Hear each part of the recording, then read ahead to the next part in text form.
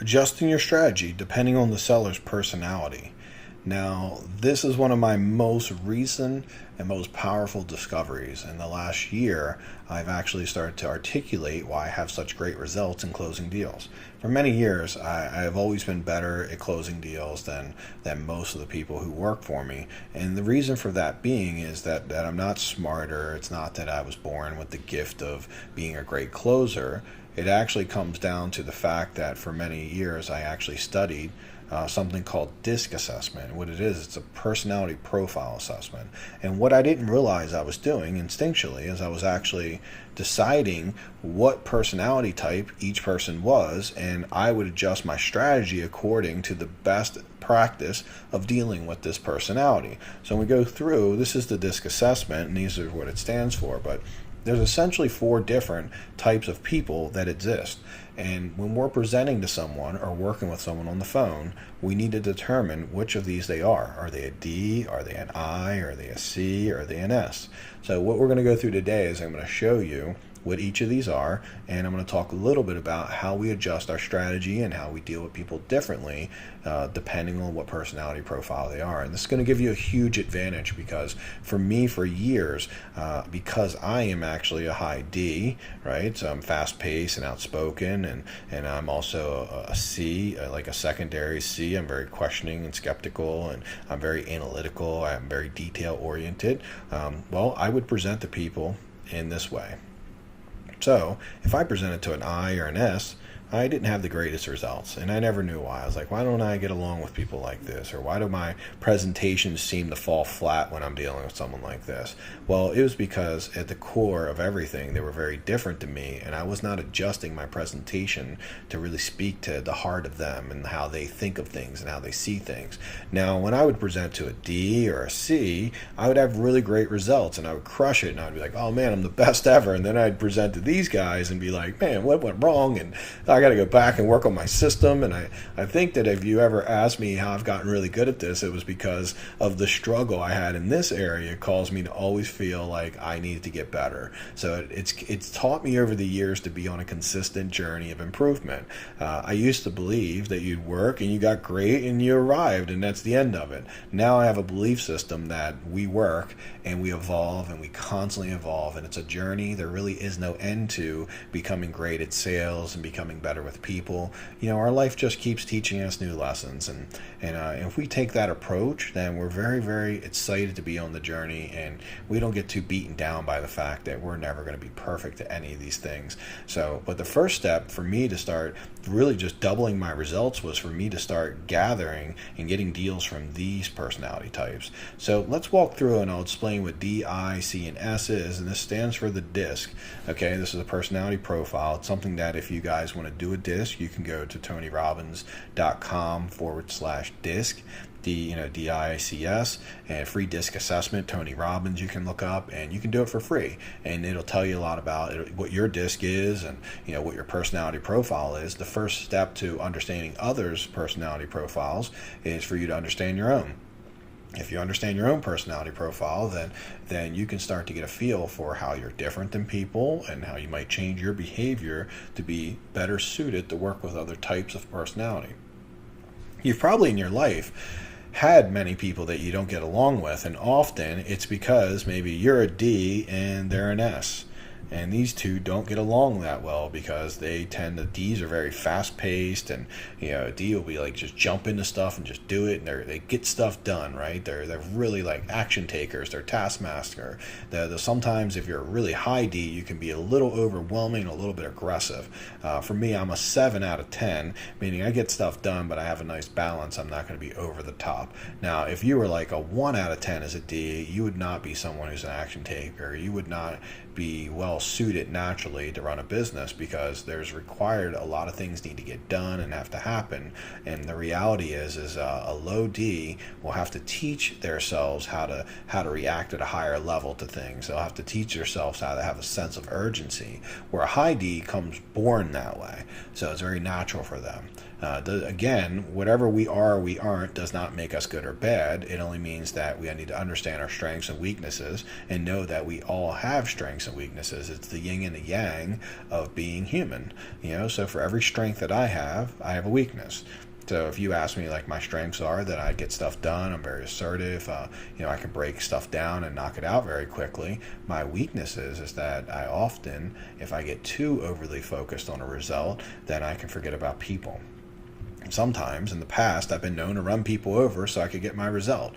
These days, because I've gotten very aware of my disc and I've gotten in touch with my I and my S, and I'm starting to build that part of my personality up, I'm finding a nice balance between getting stuff done, but doing it while I can still maintain great relationships and people skills. And it's really, it isn't either or. We can do both.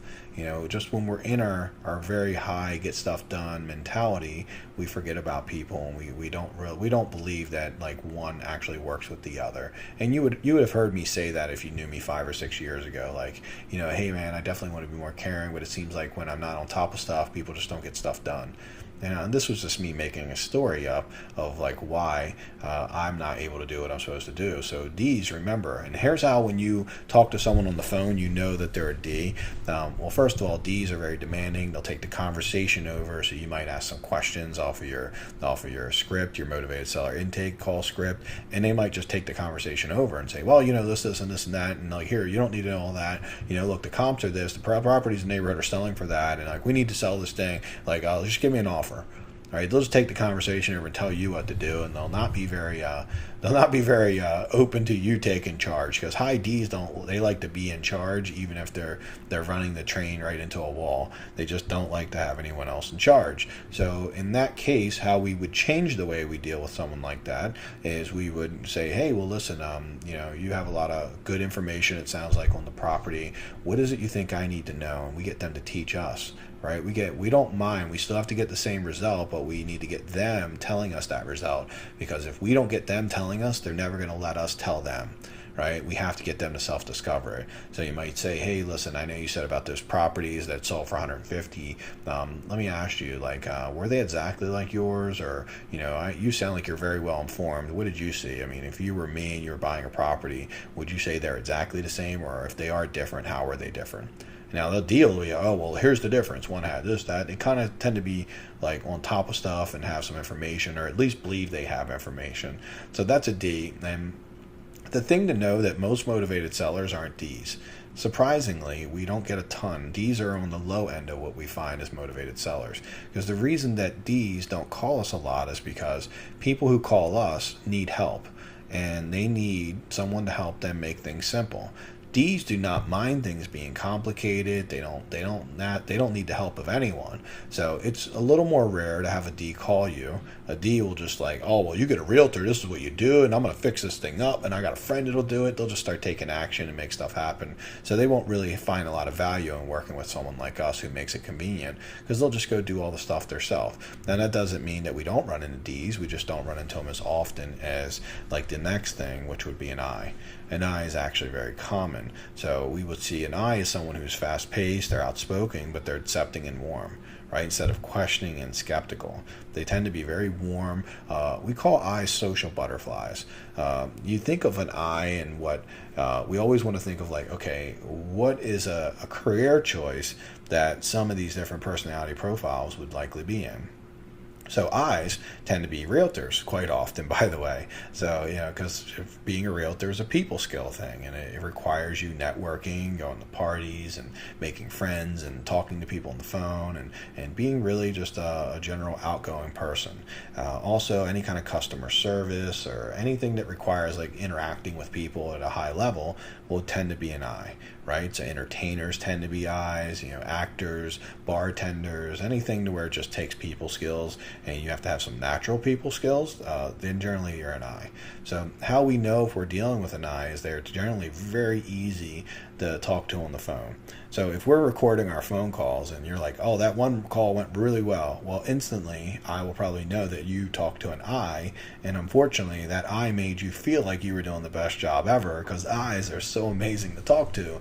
They just are, like, super interested in what you have to say. They laugh at jokes you didn't tell, that you'll say something like, well, that's this, and they'll be, oh, that's so funny, and you're like, oh, I wasn't a joke, but, like, thanks. And then you feel great, like, you're like, I knew I was funny, like, just no one else understood it. But with an I, they'll make you feel like like you actually are funny, and they'll make you think that the things you're saying are very interesting, because that's just the way they are. They're very outgoing and very personable, and they're very likable usually. Some of the things to watch out for with eyes is that they'll make promises they can't keep. They tend to overpromise and underdeliver because they don't like to make people unhappy. Part of why they make you feel so great about yourself is that they are very concerned with people not liking them. So if they talk to you, and remember, because they're high I, they will have no problem calling 6 other people, because if they get 6 letters, they'll probably call 6 because there's no pain for them. They like talking to these people. So they are more likely to have more people in, and they're also, we found in the last year since we've been studying this, that people who are high eyes will tend to make a promise to you and then not deliver on it. So your job is to really hold them accountable to their promises. We've had 2 deals recently where someone said if we come out and give them this certain number, that they would sign with us on the spot. And then we get out there and they're like, well, I got these other people coming, and I feel like it'd be unfair to them, and come to find out they made the same promise to like 3 other people. So we had to really hold them accountable to their promise with us, and really it was not easy, but knowing they were an I, we eventually had to take charge and really work with them. And that's how we adjust with eyes, is that we let them, first of all, we're very personable, we go back and forth, we build rapport, we tell them we like them also, and that they're funny because they want to be liked. And but then if they don't do what they promise, we remind them of their promise, because now if we're like, hey, well, you promised this and you did tell me you would do that, and that's really not a nice thing to do. And I'm a little upset, to be honest with you. And we tell them, because remember, they want to be liked. So if they think they're upsetting you, then there's a good chance that they'll actually just honor their promise that they made to you. So that's how we deal with eyes. The next is going to be C's. C's are very questioning and skeptical. They're very cautious and reflective. C is your analyzer. So the job that a C often holds would be accountant person, anything that requires a lot of detail, like data research or analytical stuff, where like they're analyzing things. This always tends to be C's. Architects, structural engineers, all those are really going to be C type people. C's need to know the facts before they can make decisions. So I've always done well with C's, because I would present and show them, here's the comps, and here's what things are selling for, here's how much we're going to put into the property, and here's what we're going to make. And you would agree that this kind of investment, that's a very fair return. A C would look at that and they'd be like, man, this is everything I want to know before I can make a decision. And a lot of times they would end up working with me because no one else would provide them with all that information. I would even then educate them on all the things they need to know in order to pick the person that they would want to work with. So C would love all that. If you gave that to a D, they would hate you for it, because they don't want you to tell them everything. They want to tell you. So you have to guide them down the path. And if you were to tell it to an I, they'd be like, that's amazing. So I's like, you can't really do anything wrong with them. When you get an I, it's kind of a blessing, because you just have to know how to control them and how to keep them on track so that they don't go all over the place and they don't make promises to sell the property to 8 different people, because often they will. But back to the C. So when we're working with C's, just know that C's are not going to be as big on building rapport and talking about personal stuff. They're going to want to get to the point. Now, with that being said, I still try to talk personal, and I still try to get in, cut through some of the hard shell. They tend to be a little skeptical. They tend to have a little bit of a, call it a wall, a little bit like a protection wall, because like, well, I'm not going to be sold. Don't try to use sales tactics on me. And we don't, by the way. We literally just are genuinely interested, but we do keep that to a minimum, and we let them control it, and we try to get them a little past that, because even C's have a heart in there. So if you can get to the things they're passionate about, or they love, or anything they do, you can have a very long conversation with a C. You just have to find out what a C's passionate about, and then they will talk to you for days about that thing. And that's how you build rapport with a C. But also make sure that you bring the data, you bring the facts, you bring the comps, you show them other properties. They're going to need that before they can make a decision. If you come in with a C and you're just like, look, we're going to make you an offer, here's what it is, they're going to have questions. Now, if you're not willing to answer those questions, you're not going to win with C's as often as someone like me who would answer all those questions. Because once all their questions are answered and they feel like they have a clear understanding of the decision, well, often C's can be really good decision makers. However, C's biggest weakness is they have analysis by paralysis. Or paralysis by analysis. Paralysis by analysis. They essentially just analyze everything to death. So your job is to come in and be very certain, very clear, and be like, look, here's the facts, here's what it is. Can you take a look? Do you agree? How about this? Do you agree on this? You agree on that? And you get buy-in, or like, yes, I agree. That makes sense. And as we walk through things, then they tend to be like, oh, well, I've got what I need. You've sufficiently showed me everything I need. So that's how we deal with C's. And when we understand it's a C, then yes, we're going to want a little more detailed presentation. And now S's, this is going to be last but not least. This is actually one of the best profiles for us to deal with. The I's and the S's tend to be the better profiles for us to deal with, and the reason why is because they're on this accepting and warm side. So they're very personable, they're very loving, they're very loyal. They tend to be great as far as they just want to. They're very consistent. They don't like change, but they're also very compassionate and loving. So if they come in, you come to their house and you listen to their stories about their kids, and you actually genuinely care, they will literally sell you the house before they sell it to someone else because they like you. And this is going to be the one personality profile that will say, hey, I got an offer for 10K more. Can you get close to that? And I'll be like, hey, I can get within 5K. And they're like, you know what? I like you and I want to work with you. I don't know that person or trust them. And, and it's not worth 5K for me to take the risk of dealing with them, because they're S's. They don't like change. They don't like risk. They don't like any of those things. S's tend to be great employees because they don't like the risk of starting a business. They don't like to ever, they like to have consistent outcome every day. They don't like business is always a change and there's always crazy stuff happening. D's love that, right? D's love the constant change and the challenge of a business, where S's don't tend to love it. S's tend to be more steady, more reliable. They take longer to learn things, but when they do, they can do it for a really long time because they don't like change. So once they get good at something, they tend to be really very satisfied with doing the same routines every day, where D's will learn stuff 2 times as fast as an S, but then they get tired of it. So this is kind of the caveat of it. You would think that, D's can learn twice as fast and they're awesome. Well, no, I'm a D. There's probably not a system I can't build super fast and make it more productive. I can do it faster than almost anyone I know. The key, though, is I need S's in my business to implement that system on a daily basis over long periods of time.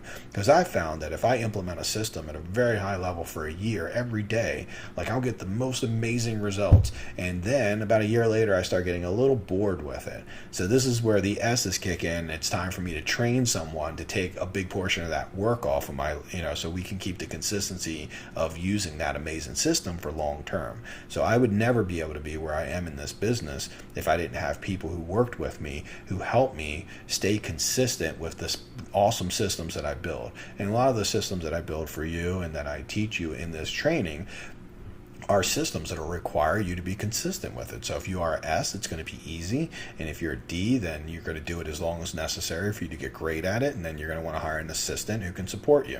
So it's always knowing our personality profile. So when we're dealing with S's, then it's really just a matter of how we most optimally deal with them, is know that they're a little bit cautious.